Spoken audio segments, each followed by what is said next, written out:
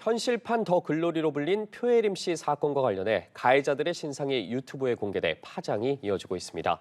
해당 영상 조회수가 수백만을 넘어서며 가해자 가운데 한 명이 일하던 직장에서 해고되는 일도 발생했는데요. 자세한 소식 양지민 변호사와 함께 짚어보겠습니다. 어서 오십시오.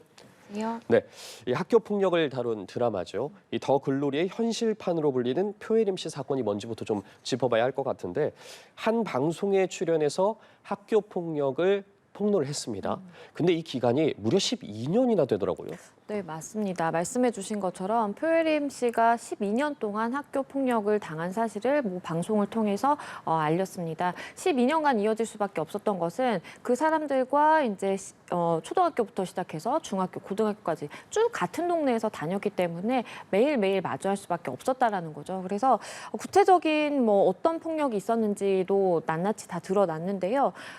쉬는 시간에 본인의 머리채를 잡고 화장실로 끌고 가서 변기에 얼굴을 이렇게 묻게 하는 그런 행위를 했다라고 하고요. 예. 그리고 또 이제 표혜림 씨의 이제 신발에만 이렇게 압정을 넣어둬서 본인이 그걸 모르고 밟았음에도 불구하고 아팠지만 그래도 누군가가 보는 앞에서 이렇게 수치스러운 그런 모습을 보이는 게 아니고 나 혼자만 아프면 됐기 때문에 차라리 그게 더 나는 나았다라는 이야기까지 했습니다.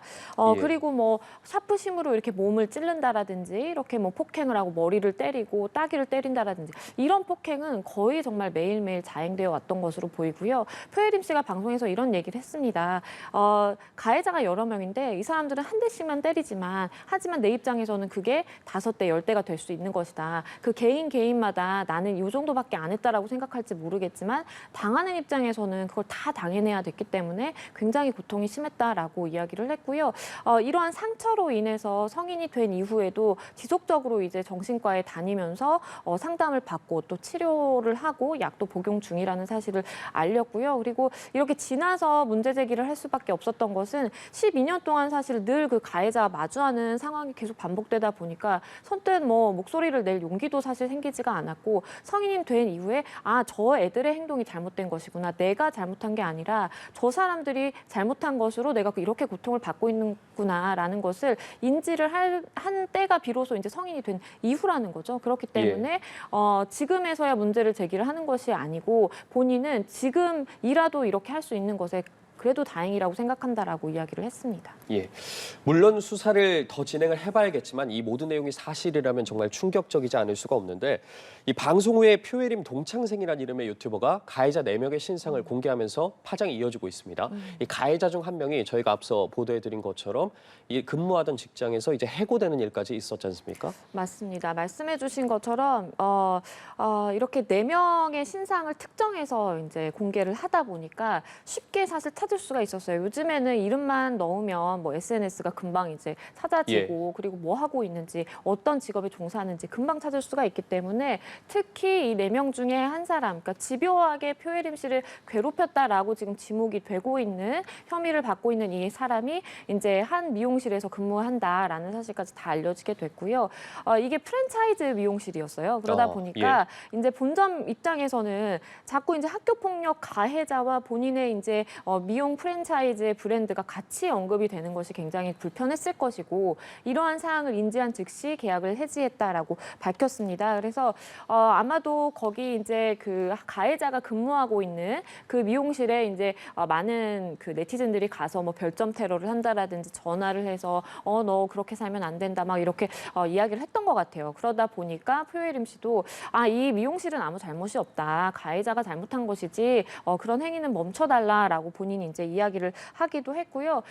이 프랜차이즈 미용실 같은 경우에는 굉장히 강경한 입장을 보이고 있습니다. 그 사람이 우리와 근무를 하면서 우리의 브랜드에 어쨌든 이미지를 실추시켰고 해당 그 어쨌든 업장에 실질적으로 손해를 발생시켰다라고 한다면 그 부분에 대해서는 우리가 적극적으로 법적 조치를 취하겠다라고 이야기를 할 만큼 굉장히 좀 강경하게 대응하겠다라는 입장입니다. 예.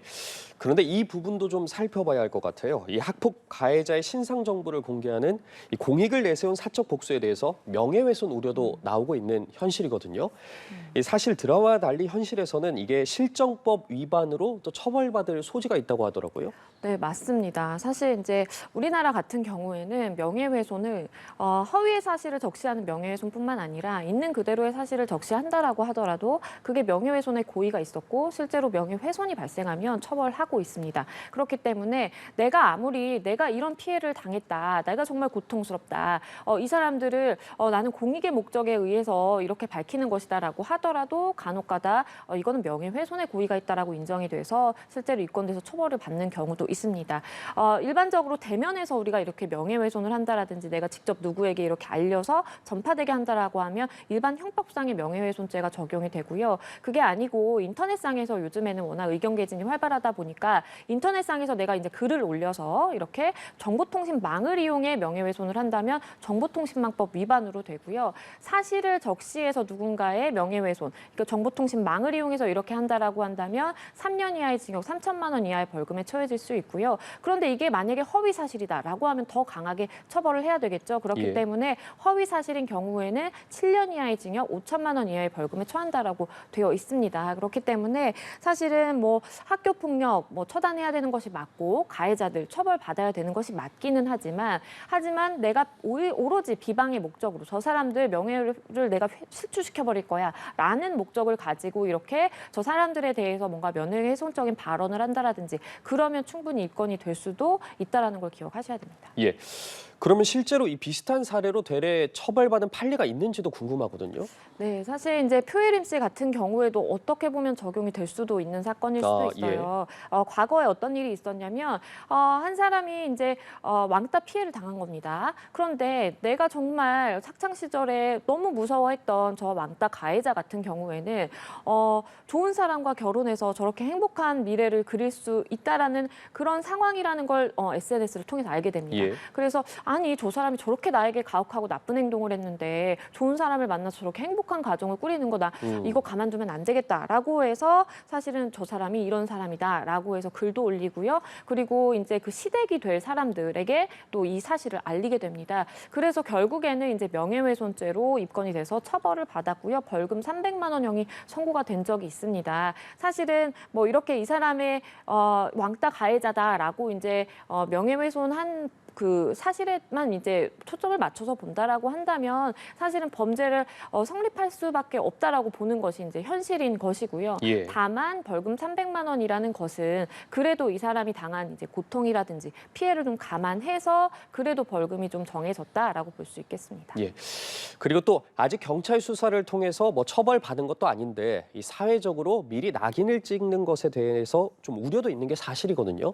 이 가해자의 신상을 공개할 수 있는 거 어떤 경우에만 가능한지 그런 부분도 좀 짚어보면 좋을 것 같아요. 네, 이게 사실 좀 애매한 부분이 있습니다. 왜냐하면 우리 법은 이렇게 누군가의 신상을 공개해서 이 사람들이 이런 나쁜 짓을 했어요라고 이제 이렇게 공개하는 것에 대해서 일단은 뭐 명예훼손죄로 처벌이 되는 것은 맞습니다. 예. 하지만 위법성 조각 사유라고 해서 이 처벌을 면제해주는 경우가 있는데요. 오로지 공익을 위한 목적으로 이렇게 하는 경우, 쉽게 예를 들어서 언론사에서 많은 기자들이 뭐 실명을 거론하면서 누군가의 비리를 폭로한다라든지 이런 경우에는 사실 공익적 측면이 강하다라고 보기 때문에 처벌을 받지 않는 것이거든요. 예. 그렇기 때문에 명예훼손의 예외로 인정될 수 있는 그런 부분은 반드시 공익성이라는 요소가 있어야만 하는 것이고요. 물론 표혜림 씨의 입장에서는 나는 정말 나의 고통이 너무나 심각했고 다시는 이런 학교 폭력이 발생하면 안 되기 때문에 내가 이러한 목소리를 내는 것이고 이건 공익적인 것이다라고 주장할 여지도 있고요. 하지만 법원에서는 또 달리 판단될 수 있는 가능성도 있다는 것은 알아두셔야 될 것 같고요. 사실 말씀해 주신 것처럼 누군가를 낙인 찍는다라는 것은 굉장히 위험한 겁니다. 예. 수사기관에서 뭐 수사를 할 때에도 어쨌든 피의자로 그 혐의를 받는 사람을 불러와서 본인의 이야기를 할 수 있게 기회를 줍니다. 법원에서도 아무리 죄를 지은 사람이라고 하더라도 불러와서 마지막 최후 진술이라든지 변론을 할 수 있는 기회를 주는 것이거든요. 그런데 그게 없이 내가 일방적인 목소리만 내서 낙인을 찍는 것은 굉장히 좀 위험한 행위가 될 수 있다는 것은 우리 모두가 알아야 될 것 같고요. 다만 여기에 공익적인 목소리로 내가 목소리를 낸다 하면 정말 그 사실관계에 대한 그 촘촘한 검증이 반드시 필요할 것 같습니다. 예. 그렇다면 현실적으로 뭐 피해자 측에서 이 가해자들의 신상 공개도 조금 조심스러울 수밖에 없고 또 조심해야 하는 상황이지 않습니까? 결국 자신의 학폭 피해를 그럼 보상받을 수 있는 법적 조치는 고소밖에 없는 건지도 궁금하거든요. 가장 안전한 방법은 사실은 이제 법적인 조치를 취하시는 것이 가장 좀 안전한 방법이기는 예. 합니다. 이제 가장 먼저 떠올릴 수 있는 것은 형사 고소를 하는 것이겠죠. 학교 폭력이라고 한다면 나에게 무언가 폭언을 했다라든지 아니면 실질적으로 물리적인 폭행이라든지 어떠한 가혹행위가 있었다라든지 이런 것에 대해서 형법상에 따라서 내가 처벌할 수 있는 조항에 따라서 이제 고소를 하는 겁니다. 그러면 이제 처벌을 받게 되겠죠. 거기에 더불어서 내가 이로 인해서 굉장히 심각한 정신적인 피해를 받고 또는 그때 당시에 나에게 뭐 금전을 갈취해 갔다라든지 아니면 나의 물건을 뺏어 갔다라든지 이런 부분에 대해서 물적인 피해 그리고 나의 정신적인 피해가 있다라면 그것에 대해서 민사상 손해배상 청구를 해서 받아낼 수가 있겠고요. 사실 이제 위자료 같은 경우에 굉장히 우리나라에서는 아직까지는 위자료 그 금액의 액수가 많지는 않습니다. 아, 예. 그런데 이것도 사실은 개선돼야 되는 부분 중에 하나라고 생각을 하고요. 만약에 정말 12년 동안 극심한 이렇게 정신적인 피해를 겪었다라고 한다면 그에 맞는 사실 금전적인 보상이 있는 것이 지금이라도 조금 피해자를 위로할 수 있는 방법이 아닐까라는 생각도 합니다. 예. 저희가 또 법을 논할 때 공소시효를 많이 논하지 않습니까? 그런데 이 학교폭력 공소시효의 경우에는 현행 학교폭력 관련법에 명시가 돼 있지 않아서 이 과거의 학폭 문제를 고소하기에 상당히 어려움이 많다고 들었거든요. 맞습니다. 그러니까 이게 그런 거예요. 성인이 만약에 누군가에게 폭행을 당했다라든지 뭐 상해를 당했다. 반드시 바로 문제 제기를 해서 이걸 바로 잡으려고 노력을 하겠죠. 예. 그런데 학교 폭력 같은 경우에는 어린 학생들을 대상으로 가해자, 피해자가 서로 이제 학생인 경우가 많고 피해자인 학생 입장에서는 그때 당시의 문제를 삼기는 굉장히 쉽지 않습니다. 아마도 성인이 된 이후에 나중에 뭐 수년이 지나서 아마 크게는 이제 사실은 10몇 년이 지나서 이렇게 문제 제기를 할 수도 있는 것이죠. 그런데 이게 말씀해 주신 것처럼 공소시효가 대부분 뭐 폭행죄라든지 일반 상해죄라든지 아니면 특수상해죄가 적용이 될 텐데 대부분이 이제 공소시효가 한 10년 정도로 안에 규정이 되어 있고 그렇다라고 한다면 내가 한 15년, 20년이 지나서 내가 너무 그때 고통스러웠기 때문에 문제를 삼아보자라고 한다면 이거는 공소시효 때문에 가해자들을 처벌할 수 없게 되는 그런 상황이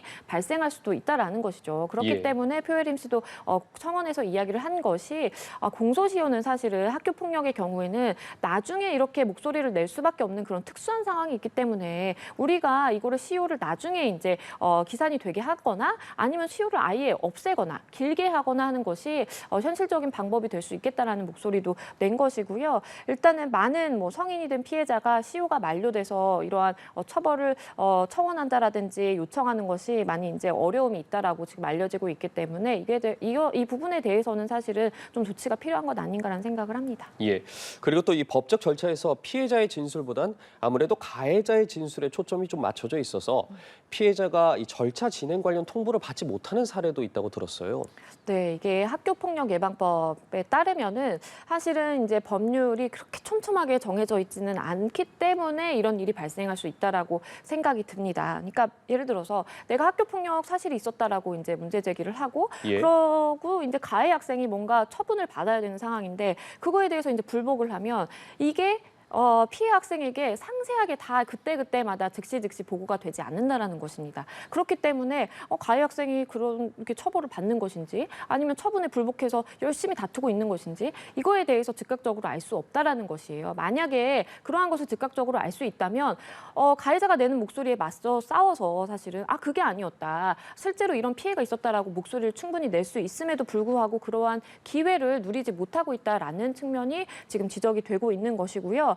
물론 이번에 이제 뭐 학교 폭력 사건들 여러 가지가 이제 발생하면서 사실은 피해자, 가해자를 분리할 수 있는 기간을 늘린다라든지 아니면 학교 폭력 사실이 있었으면 이거 4년 동안 생활기록부에 기재를 해서 실질적으로 대입에 뭔가 좀 페널티를 준다라든지 현실적인 여러 가지 방안들이 좀 마련이 되고 있는 과정이기는 하지만 피해자의 입장에서 봤을 때는 어쨌든 내가 많이 목소리를 내고 내가 진술할 수 있는 기회를 최대한 좀 주는 게 피해자의 그런 억울함이라든지 좀 상처를 풀 수 있는 방법 중에 하나라고 생각이 들고요. 그렇기 때문에 학교폭력 관련 법률도 역시 개정의 여지가 좀 많다라고 보입니다. 예. 그래서 관련해서 좀 최근에 논란이 됐던 게 또 권경의 변호사의 사례에서 저희가 볼 수 있었지 않습니까? 이 피해 유족들 소송이 강제 종료된 것도 한참 후에 알았잖아요. 맞습니다. 말씀해 주신 것처럼 권경의 변호사가 이제 항소심에서 출석하지 않아서 재판 자체가 사실은 소고 취하가 됐다는 것도 이 이제 유족이 늦게 알 수밖에 없었다는 예. 것입니다. 있습니다. 물론 첫 번째 잘못은 사실 권경의 변호사에게 있습니다. 왜냐하면 본인이 그러한 사실이 발생했다라고 한다면 바로 이제 의뢰인인 유족에게 알렸어야만 하는데 5개월 동안 알리지 않은 잘못이 첫 번째로 있는 것이고요. 하지만 이제 이런 안타까운 일이 발생하다 보니까 이야기가 나오는 것이 법원에서 조금만 신경을 쓴다라고 한다면 예. 소송 대리인인 변호사뿐만 아니라 당사자에게도 우리가 충분히 통지를 한다라든지 그거는 가능한 거 아니냐라는 목소리가 나옵니다. 물론 절차상에 조금 복잡함이 있을 수는 있어요. 하지만 그 절차상에 조금의 복잡함을 우리가 감수한다라고 한다면 그 정말 피해를 당할 수 있는 그 가능성을 줄일 수 있다라는 그 두 가지를 놓고 봤을 때 당연히 우리는 조금의 복잡함을 감수하더라도 그 피해를 줄이는 방향으로 가야 되는 것이 맞다라고 보이고요. 일단은 변호사가 선임이 되더라도 당사자에게 절차적 고지는 할 수 있도록 예. 좀 하는 것이 필요해 보입니다. 다시 표혜림 씨 사건으로 좀 돌아와 보겠습니다. 이 표 씨처럼 피해를 입은 경우가 오래됐을 경우에 증거 수집에도 좀 한계가 있지 않습니까? 이 표 씨의 경우에는 과거 동창생들에게 직접 연락을 해서 진술서를 받았지만 이 직접적인 증거로 채택되기엔 좀 어려움도 있다고 들었거든요.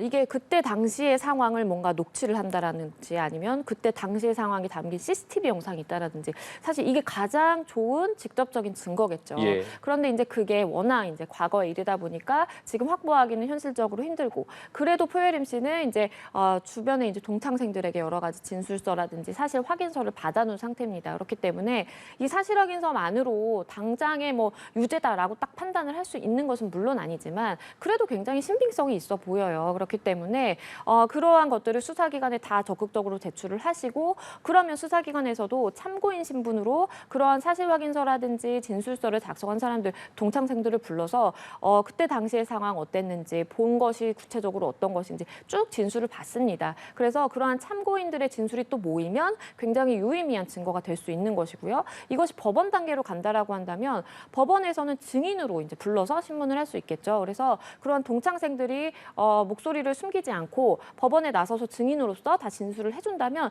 그 자체로 증인 진술이 되는 것이고 유의미한 증거거든요. 예. 그렇기 때문에 굉장히 의미 있다고 봅니다. 네, 결국 표 씨 입장에선 여러 피해 보상을 받기 위해서 동분서주하고 있는 모습인데 네. 이 드라마와 달리 현실에서 그런 보상이 정말 어렵지 않습니까? 그래서 이 표 씨의 경우에 국회 국민동의 청원에도 글을 올렸다고 들었어요. 맞습니다. 이런 것이 표혜림 씨의 입장에서는 굉장히 공익적인 측면으로 좀 보여요. 예. 국회에 이제 청원을 올려서 이거 시효 문제 폐지를 해야 된다. 그리고 내가 지금 문제 제기를 하기 굉장히 좀 어려운 상황이어서 나중에 이렇게 문제 제기를 하더라도 언제든지 가해자는 처벌을 받을 수 있어야 된다라고 목소리를 높이는 것이고요. 그리고 가해자에게 유리한 조항 같은 경우에는 학교폭력 처벌법에서 다 이제 빼줬으면 좋겠다라는 이제 본인의 의견을 솔직하게 이제 개진을 했습니다. 이게 지금 청원 100%를 달성했어요. 5만 명 이상의 동의를 얻으면 국회 이제 위원회 이제 회부가 돼서 논의가 되는데요. 그 5만 명이 다 채워진 상황이기 때문에 아마도 위원회 단계로 넘어갈 것으로 보이고 예. 이것에 대해서도 국회에서 좀 의미 있는 논의가 진행될 수 있지 않을까라는 기대를 해봅니다. 예, 5만 명이 동의했기 때문에 위원회에 회부될 예정이고 관련해서 좀 법적으로 어떤 부분들이 좀 보완되면 좋을까요? 일단은 표혜림 씨가 이야기한 그 부분도 굉장히 의미 있다라고 봅니다. 그러니까 우리가 성범죄 같은 경우에 아동이 겪은 성범죄 같은 경우에 사실은 이제 시효 문제에서는 조금 자유로워졌습니다. 이것도 예전에는 그렇지 않았어요. 그런데 이제 우리가 겪어가면서 사실은 이제 법을 보완해 나가는 과정이거든요. 그렇기 때문에 학교 폭력 그 실태가 이렇게 심각하다라는 것을 우리가 인지를 했다라면 그리고 이러한 피해자들이 그때 당시 목소리 내는 것이 어렵다라는 것을 지금이라도 인지했다라면 법은 바꾸는 것이 맞다라고 보이고요. 그리고 이제 증거가 뭔가 불충분하다든지 워낙 과거의 일이어서 뭔가 당시에 뭐 영상이라든지 생생한 증거가 없다라고 하더라도 충분히 관련자들이 그때 당시에 한 목소리로 저렇게 사실 확인서를 작성한다라든지 진술서로서 그때 당시 상황을 구체적으로 묘사를 하고 있다라고 한다면 그 이야기는 굉장히 좀 의미 깊게 들어야 한다라고 보입니다. 수사기관에서도 아마 그런 태도를 취할 것이라고 저는 믿고요. 예. 그리고 말씀해주신 것처럼 피해자의 목소리가 조금 더 담길 수 있는 그러한 조항들이 학교폭력처벌법의 이제 조항으로 들어가야 될 필요성도 있어 보입니다. 피해자의 사실 진술권 보장이 많이 되어 있지 않거든요. 예. 그렇기 때문에 의견 개진의 기회 자체를 많이 주는 것도 의미가 있어 보입니다. 예, 알겠습니다. 수사 상황 등 좀 더 지켜보도록 하겠습니다. 지금까지 양지민 변호사와 함께했습니다. 오늘 말씀 고맙습니다.